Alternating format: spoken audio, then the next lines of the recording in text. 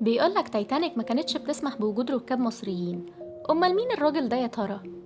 القصة بتبدأ في مصر عند حمد حسن بوريك، راجل من عيلة غنية كان معروف بعشقه للآثار، وبسبب إتقانه ل4 لغات كان شغال ترجمان في شركة توماس كوك.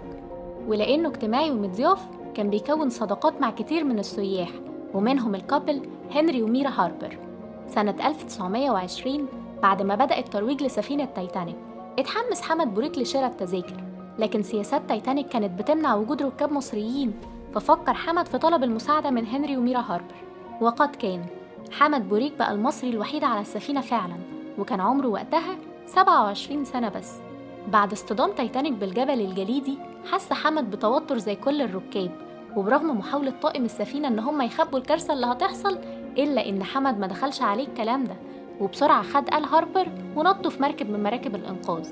بعد الصدمة اللي شافها حمد في الليلة دي فقد الذاكرة، وخدوا مجموعة من الشباب يعيش فترة في لبنان. وبعد ما رجعت له الذاكرة رجع على مصر فورا علشان يشوف أسرته اللي اتصدموا كلهم أول ما شافوه، وده لأنه وصل لهم خبر وفاته بعد حادثة الغرق. حمد كان مصمم إنه ما يتكلمش عن الليلة دي واللي حصل فيها، وده لأن ذكرياته كانت صعبة ومؤلمة رغم نجاته.